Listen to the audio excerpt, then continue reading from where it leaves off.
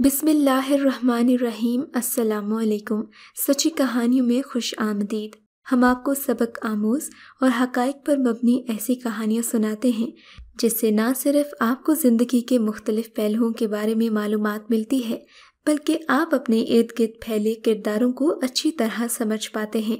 हमारी कहानियों का मकसद आपको आगाही देना है, इसलिए किसी भी कहानी के बारे में कुछ भी लिखने से पहले हमारी पूरी कहानी को सुन लीजिए।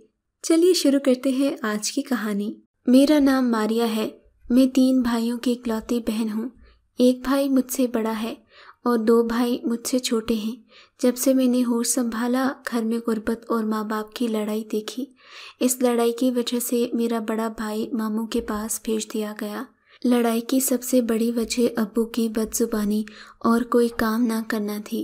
अम्मी सारा दिन सिलाई मशीन पर मोहल्ले की औरतों के कपड़े सिलाई करके हमारी रोटी का बंदोबस्त करती थी। अम्मी अब्बू की रोज़ रोज़ की लड़ाई की वजह से मैं सिर्फ प्राइमरी तक ही पढ़ सकी थी। मुझसे छोटा भाई अभी 4 साल स्कूल गया था। बड़ी मुश्किल से 4वीं तक पढ़ सका था। उसके बाद उसने कहा कि मैंने मैकेनिक का काम सीखना है। सबसे छोटा भाई, जिसकी उम्र 10 साल है, वो प्राइवेट स्कूल में पढ़ रहा है। वक्त का काम है गुजरना, लिहाजा वो गुजरता गया। देखते ही देखते मैंने जवानी की दहलीज पर कदम रख दिया। सियाने लोग कहते हैं जवानी मस्तानी होती है, मगर मैं कहती हूँ लोग गलत कहते हैं। मेरी अम्मी का एक कज़न जो दुबई में जॉब करता था, उसका नाम माजिद था। प्यार से उसे माजू कहते थे और मैं भी उसे माजू मामू कहती थी। अम्मी अब्बू की लड़ाई की वजह से मुझे भी बद्दुआएं मिलती। अम्मी कहती थी, जब से तुम पैदा हुई हो हमारे घर में बदनसीबी आई है। हमारे घर के हालात ऐसे हैं। अम्मी की बातें सुनकर मेरा बहुत दिल दुखता था। मैं तन्हाई में बैठकर रोती, अल्लाह से रो रो कर दुआ करती कि या अल्लाह अम्मी अब्बू को इत्तेफाक दे दे। गुर्बत से तो मैं पहले ही तंग हूँ, कम अज़ कम लड़ाई तो ना हो। पहली बार जब मामू हमारे घर आए, उस वक्त मेरी उम्र 10 साल थी। दरवाजे पर दस्तक हुई। अम्मी ने कहा, मायरा जाओ, देखो कौन आया है। मैंने दरवाज़ा खोला तो सामने मामू मोटरसाइकिल लिए खड़े थे। मैंने दरवाज़ा खोल दिया। मामू मोटरसाइकिल लेकर अंदर आ गए। अम्मी ने मुझे कहा, जाओ चाय बनाकर ले आओ। मेरे अब्बू के रवैये की वजह से हमारे घर में रिश्तेदार कम ही आते थे। मामू माजू भी तकरीबन 5 साल के बाद आए थे। मैंने पूछा, मामू दुबई से कब आए हैं? बोले 4 दिन हो गए हैं। फिर सोचा कि बाजी कायनात को मिलाऊं। अच्छा मामू, मेरे लिए क्या लाए हो? मैंने जल्दी से कहा तो बोले, मैं आ गया हूँ, ये कम है क्या? उस वक्त तो मुझे उनकी ये बातें समझ में ना आती थीं, मगर बाद में खूब पता चला। एक दिन हमारे साथ रहे, फिर चले गए। जाते वक्त मुझे 500 रुपये दे गए और हमारे घर का मोबाइल नंबर ले गए कि जाकर आप लोगों को फ़ोन करता रहूँगा। वक्त अम्मी अब्बू की लड़ाई में गुजरता गया। 2-3 माह बाद भाई आता। एक दिन मुश्किल से रहता, फिर चला जाता। अम्मी को बड़े भाई से ज़्यादा प्यार था। उससे कहती थी कि तुम ही ने तो मेरे दुख ख़त्म करने हैं। मैं तो तंग आ गई हूँ तुम्हारे बाप की बातें सुन सुन कर। दिल लगाकर पढ़ाई किया करो, अल्लाह तुम्हें कामयाब करेगा। मैं 12 साल की हुई तो अम्मी ने मेरा मोहल्ले में आना जाना बंद कर दिया। बकौल उनके मैं अब बड़ी हो गई थी। इसी दौरान मेरी आंटी माजिदा की अचानक वफ़ात हो गई। हम सब वहाँ पहुँच गए। वो मुझसे बहुत प्यार करती थी। 3 दिन हम वहाँ रहे। वहाँ हमारे मामू माजू भी आए हुए थे। 3 दिन में वो ज़्यादातर हमारे साथ ही रहे। हालांकि ये वफ़ात का मौका था, उनको बाहर मर्दों में बैठना चाहिए था, मगर वो हर वक्त मेरे आगे पीछे ही रहते। बातों बातों में मामू ने मेरे हाथ ही चूम लिए। कहा, तुम्हारे हाथ तो बड़े खूबसूरत हैं। मुझे इन चीज़ों का इल्म नहीं था। हम लोग वापस आने के लिए तैयार हो रहे थे। मामू माजू कमरे में आ गए और कहा, मैं कल आप लोगों के घर आऊँगा, आप लोगों से मिलने का दिल चाहता है। अम्मी ने कहा, आज ही आ जाओ, तुम्हारा अपना घर है, तुम गैरों की बातें क्यों करते हो? मामू माजू बोले, नहीं, मैं कल आपके इलाके में किसी काम के लिए आ रहा हूँ, जब भी आपके घर भी चक्कर लगा लूँगा। एक ज़रूरी बात तो मैं बताना भूल ही गई। माजू मामू दुबई से मुसलसल 2 या 3 घंटे फ़ोन पर बात करते। अम्मी से बमुश्किल 10 मिनट बात करते। बाकी सारी बातें तो वो मुझसे करते। मुझे कहते, मेरा दिल नहीं लगता, पाकिस्तान बड़ा याद आता है। کبھی اپنی بیوی کے بارے میں بتاتے کہ اس نے یہ کہا ہے وہ کہا ہے۔ میں بڑا حیران ہوتی کہ ماموں یہ باتیں مجھے کیوں بتاتے ہیں۔ میں ساتھ یہ بھی کہتے کہ باتیں امی کو نہ بتانا۔ عمر کے جس حصے میں تھی اکثر لڑکیوں سے ایسی غلطی ہو جاتی ہے۔ دوسرے دن صبح 9 بجے ہی ماموں ہمارے گھر آ گئے۔ ہم ابھی ناشتہ ہی کر رہے تھے۔ ماموں کافی ساری چیزیں میرے لیے بھی لائے، پونی، کلپ، کپڑے وغیرہ وغیرہ۔ مجھے کمرے میں لے گئے اور ساری چیزیں مجھے دیں، پیار سے سر پر ہاتھ پھیرا۔ اس کے بعد امی نے آواز دی تو ہم باہر آ گئے۔ باتوں باتوں میں امی نے کہا، ماجو اب مائرہ بڑی ہو رہی ہے، اس کا رشتہ تو تلاش کرو۔ وہ مسکرا کر بولے، اب میری چھٹی پوری ہو گئی ہے، اگلی دفعہ آؤں گا تو اپنی مائرہ کے لیے اچھا سا رشتہ تلاش کروں گا۔ ماموں تقریباً 2 سال بعد پاکستان آئے تھے۔ کہنے لگے، مائرہ کو ہمارے پاس بھیج دو، 2-3 دن بعد چھوڑ جائیں گے۔ امی نے کہا، میری طبیعت خراب ہے، اس دفعہ رہنے دو، اگلی دفعہ لے جانا۔ وقت گزرتا گیا، ماموں ماجو کی باتوں میں آتی گئی۔ جب بھی فون آتا، ماموں کہتے کمرے میں جا کر بات کرو۔ میں جلدی سے کمرے میں جاتی۔ اکثر امی ابو کی لڑائی ہو رہی ہوتی، ماموں کہتے، تمہارے امی ابو ہر وقت لڑتے ہیں، انہیں کچھ تو سمجھاؤ۔ میں دل ہی دل میں کہتی، جب امی ابو کو خود احساس نہیں ہے یا جو مجھے بد دعائیں دیتے ہیں، وہ میری بات کیسے مان سکتے ہیں۔ ایک دن امی ابو کی لڑائی عروج پر تھی، ہم بہن بھائی خاص کر ان کے نشانے پر تھے۔ ابو کہتے، مائرہ بڑی ہو گئی ہے، اس کا خیال رکھا کرو۔ امی کہتی، تم گھر پر ہوتے ہو، تم ہی خیال رکھ لیا کرو۔ یہ باتیں سن کر مجھے بڑا دکھ ہوتا۔ یہ کیسی ماں ہے جسے پتہ ہی نہیں کہ اس کی بیٹی جوان ہو گئی ہے، یا پھر اسے کچھ اچھا برا بتانا ہے۔ بس امی ابو کے پاس بیٹھتی تو یہی گلہ کرتی کہ یہ 10 بجے تک سوئی رہتی ہے، گھر کے کام نہیں کرتی، سلائی مشین پر نہیں بیٹھتی۔ خیر کچھ باتیں اپنے پاس سے بنا کر کہتی، مجھے بڑا دکھ ہوتا۔ 2 سال اور گزر گئے۔ ماموں ایک بار پھر پاکستان چھٹی پر آئے۔ 1 ہفتے کے بعد ہمارے گھر آئے تو اپنی بیگم کو بھی ساتھ لائے۔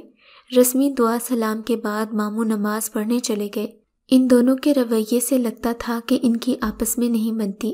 ماموں مجھے جو کچھ اپنی بیوی کے بارے میں بتاتے میں سچ مان لیتی تھی۔ بہرحال مجھے دل سے ان کی بیگم اچھی لگتی تھی۔ ایک دن ہمارے پاس رہے، دوسرے دن صبح کا ناشتہ کر کے چلے گئے۔ جاتے جاتے مجھے کہا، تیار رہنا، ہم آپ کو لینے آئیں گے۔ امی نے بھی مجھے ان کے گھر جانے کی اجازت دے دی۔ 14 سال کی عمر کو پہنچی تو ہر کسی کا دھیان میری طرف ہو گیا۔ محلے میں دھوم مچ گئی کہ ان کی بیٹی تو ماشاءاللہ بہت خوبصورت ہے۔ محلے کی جو بھی عورت آتی مجھے دیکھ کر حیران رہ جاتی۔ پتلی کمر، باریک ہونٹ، ناگن سی زلفیں۔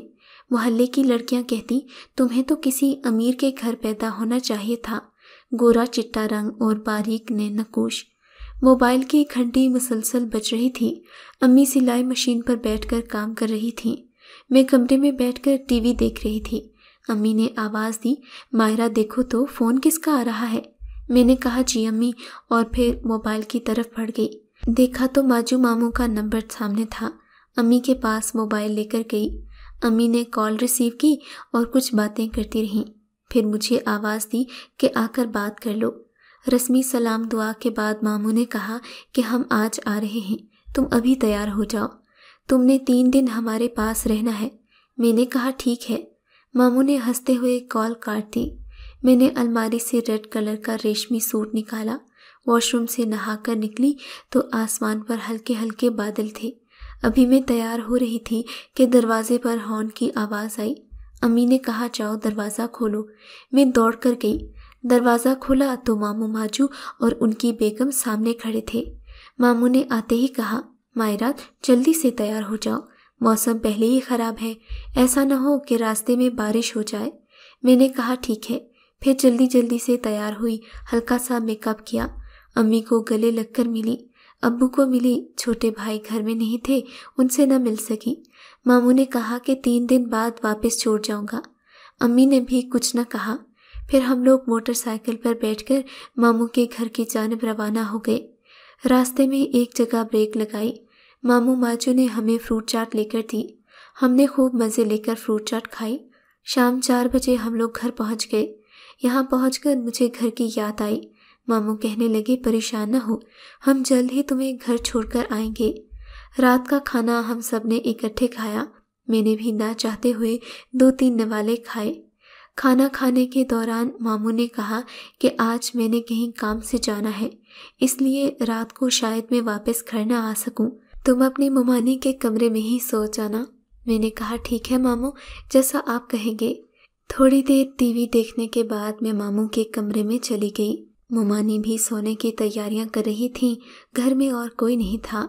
हम दोनों सो गए। उस रात क्या हुआ, मैं कैसे कैसे लुटी, मैं कुछ भी नहीं बताना चाहती। 3 दिन बाद मामू ने कहा, तैयार हो जाओ, तुम्हें घर छोड़ आऊं। मेरी समझ में न आता था कि माँ बाप को कैसे मुंह लगाऊंगी। सारे रास्ते कोई बात न हुई। दरवाज़ा अम्मी ने खोला। मैं दौड़कर उनसे लिपट गई, जी भरकर रोई। इतना रोई कि अम्मी ने कहा, मायरा अब घर आ गई हो तो रो क्यों रही हो। मैं अम्मी को कैसे समझाती, तुम्हारी बेटी घर तो आ गई है, पर तुम्हारे भाई ने वैश्य दरिंदा बनकर उनकी बेटी की इज्जत का मोती पैरों तले रौंद दिया है। तुम्हारे कजिन ने तुम्हारी बेटी का वो हश्र किया है। वापस आते हुए मामू ने मुझे पहले ही बता दिया था कि अगर तुमने अपने अम्मी या अब्बू को कुछ बताया तो तुम्हारे घर वालों को ऐसा नुकसान पहुंचाऊंगा कि तुम सारी उम्र याद रखोगी। मामू मुझे छोड़कर फौरन वापस चले गए। मैंने दिल में कहा, अम्मी तुम्हारी बद्दुआएं कबूल हो गई हैं, लेकिन दिल की बात जुबान पर ना ला सकी। बस यही कहा कि मामू के घर वक्त बहुत अच्छा गुजरा। उसके बाद मामू माजू मुझे जब भी फ़ोन करते मुझसे बात ही न करते। वक्त गुजरता गया। तकरीबन 2 साल का अरसा यूं ही बीत गया। इतवार का दिन था। मोबाइल पर कॉल आई। अम्मी ने कॉल सुनी तो कॉल करने वाला उनका छोटा कज़िन यानी माजू का छोटा भाई था। उसने बताया कि माजू मामू को पाकिस्तान आए हुए तकरीबन 2 माह हो गए हैं। आज वो कैरी डब्बे में वापस जा रहे थे कि मोटरसाइकिल पर अचानक ही गाड़ी का टायर फटा और गाड़ी को आग लग गई। माजिद के जिस्म को ऐसी आग लगी कि वो मौका पर जाँ बहक हो गया। बाजी, आपको इत्तला दे रहा हूँ, 3 बजे उसका जनाजा है, आ जाइएगा। मैंने अम्मी से पूछा, किसका फ़ोन था। अम्मी बोली, माजिद की गाड़ी को आग लग गई है, वो जिंदा जल गया है। फौरन ही मेरी आंखों से आंसू जारी हो गए। मैं दौड़कर कमरे में गई, अल्लाह के कलाम को सीने से लगाया और कहा, या अल्लाह, तेरा लाख लाख शुक्र है, तूने दुनिया में ही मुझे इंसाफ दे दिया। अम्मी ने पूछा, तुम्हें मामू की वफ़ात का कोई दुख नहीं हुआ। मैंने कहा, अम्मी जान, दुख तो बहुत हुआ है, लेकिन क्या है, हमने भी तो इस दुनिया से रुखसत ही होना है। खैर, हमने मामू की लाश देखी तो अल्लाह याद आया। 6 फुट का जवान जल कर राख हो चुका था। वहाँ के लोगों ने बताया, आखिरी वक्त में चीख चीख कर माफ़िया मांग रहा था। मेरे ख्याल में उसने जो कुछ मेरे साथ किया था, मेरी माँ के भरोसे का खून किया था, और फिर कुदरत ने उसका वो बदला लिया कि वो आखिरी वक्त में मुझसे माफ़ी भी न मांग सका। आज तक मेरा उसे माफ़ करने का दिल नहीं चाहता। आप क्या कहते हैं, क्या मरे हुए इंसान को माफ़ कर देना चाहिए या फिर उसे उसकी सज़ा मिलते रहना चाहिए? आपको अगर ये कहानी अच्छी लगी है तो इस वीडियो को लाइक कीजिए और इस तरह की मज़ीद कहानियाँ सुनने के लिए हमारे चैनल को ज़रूर सब्सक्राइब कीजिए। कहानी सुनने का शुक्रिया। आपसे मुलाकात होगी अगली वीडियो में। तब तक के लिए अल्लाह हाफ़िज़।